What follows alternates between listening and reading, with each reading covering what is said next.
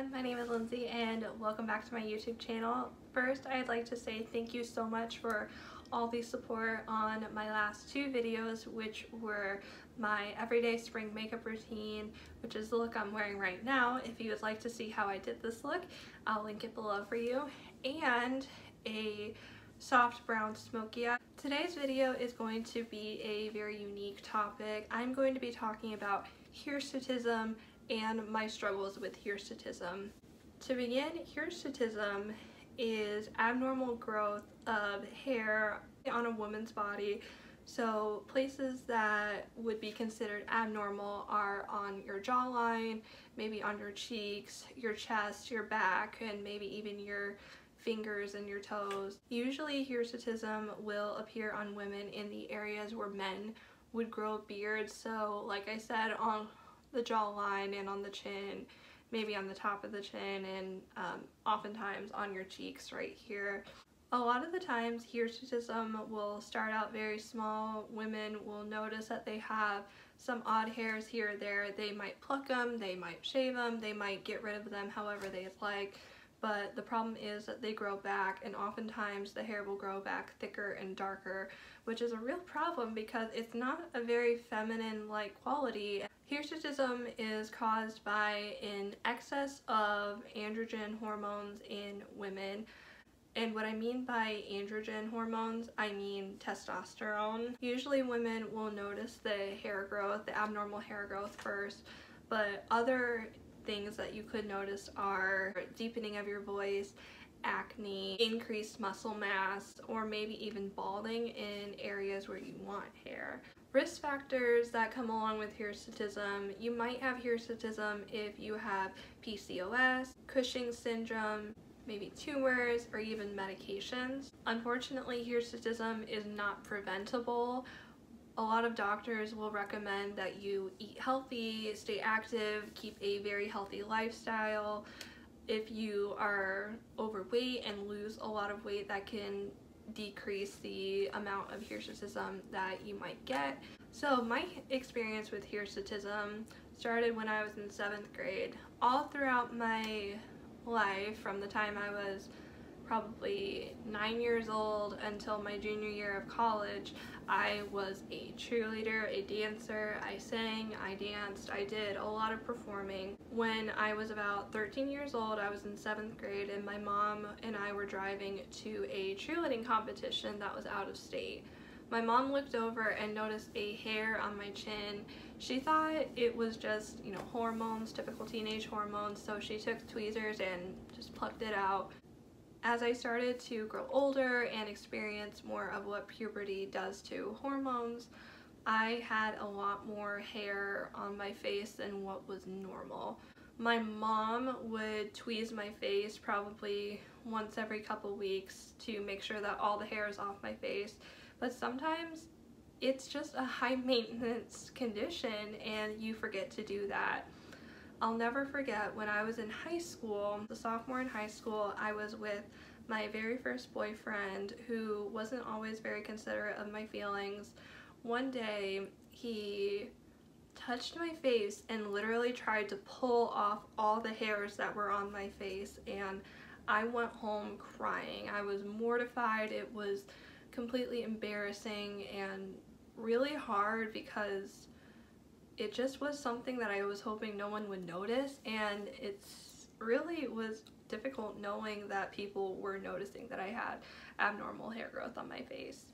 So that night when I came home crying, my mom decided to take me to our local mall, and we had my entire face threaded. Now, if you've ever experienced threading for your eyebrows or your upper lip, you know it's painful. Try having it all over your face. It was so painful, and I did that for probably a couple years. So every couple weeks or maybe once a month, I would go and have my face threaded, and it was incredibly painful. As I got older, I learned at-home ways that I could manage my hirsutism, but it still wasn't working the way that I wanted it to work because my hair was coming back. It wasn't coming back as thick or as dark, but it was still there, and it just was something that I didn't want to happen. When I was 20 years old, I was diagnosed with type 1 diabetes, and my endocrinologist actually said that my undiagnosed diabetes probably played a major role in my hormone imbalance and why I was dealing with hirsutism. When I started taking insulin, when I got my body more regulated and healthy, my hirsutism went down, and my doctor said I had a very, very mild case of hirsutism. But still, as a young woman, you never want to see any imperfections, and it's hard to come to terms with, to be very honest. And if you struggle with it, I can empathize with you, and I understand where your pain and where your embarrassment is. Over time, I've grown to be a lot more confident in my own skin. This is a part of me that I'm trying to do my best to manage and to cure, but still there is no cure. I eat very, very healthy. I exercise. I try to stay as happy and as positive as I can. I take my insulin. I'm a very controlled diabetic, and I think I'm doing a very good job. I wanted to share my story and to express to you that if you deal with this in any way, shape, or form, it is totally okay. Everyone is completely beautiful and unique in their own way, and perfection is not possible.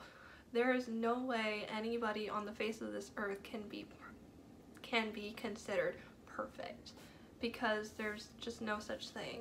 Everyone has things that they're not very happy with, and you just have to learn to embrace your flaws, embrace your positive attributes even, and just try to do the best you can to stay as healthy and happy as possible.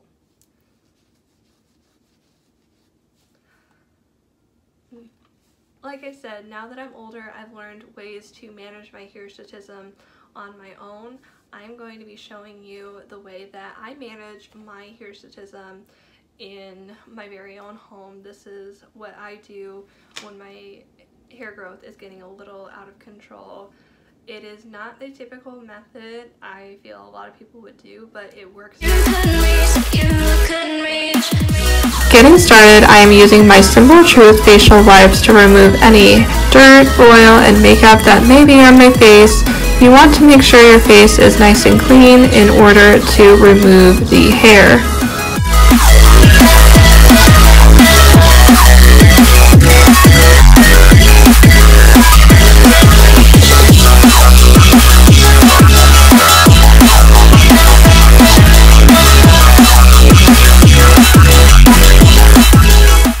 Now I am washing my hands thoroughly in order to prepare for the hair removal cream. I am going to be using my hands to apply it, so I just want to make sure my hands are nice and clean to avoid any breakouts or acne.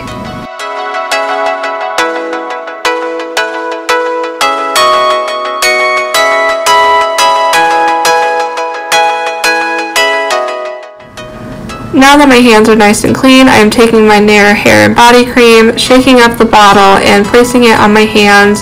You want to dab the lotion onto the places where you see hair. You never ever want to rub this product into your skin because it will cause burning and irritation. So as you can see, I am placing it along my jawline, along my neck, and any other places I see hair.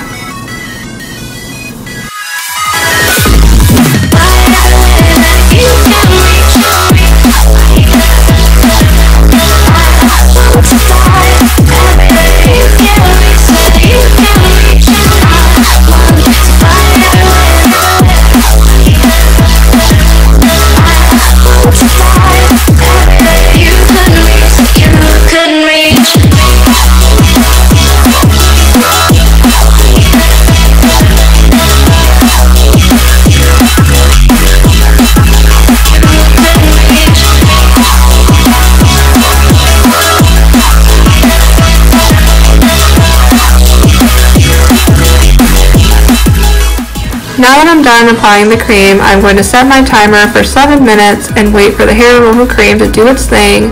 This is the time to relax, to lay down, take a nap, or maybe even read. I am currently reading 5 Feet Apart, and I love it. Now I am taking a washcloth and running it under hot water. You want the water to be as hot as you can possibly take it. When the time is up and time to remove your facial hair cream, you are just going to take the washcloth and rub it on your face in the opposite direction hair grows. As you can see, I'm just using gentle swiping motions to remove the cream. Once the product is off my face completely, I will go wash my hair and wash my face in the bathroom.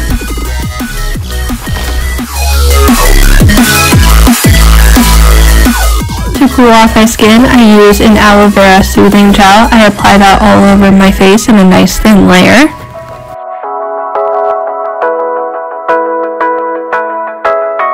I let that dry for about 30 seconds and move on to my moisturizer.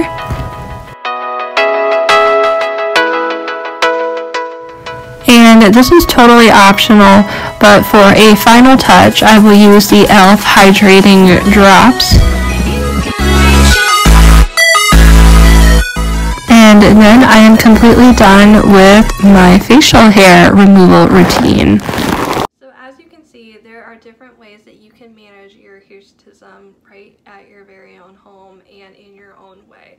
This is not the only way to do it, however, it is a way that I recommend, and it keeps my face smooth, it keeps my skin very clean and hair free. If you have any questions or if you have experienced this yourself, I would love to hear from you in the comments below. I want to start a discussion on this kind of taboo topic. Thank you so much for watching my video. I hope that you enjoyed and were able to learn something new.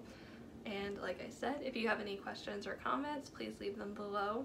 Please subscribe. Thank you so much.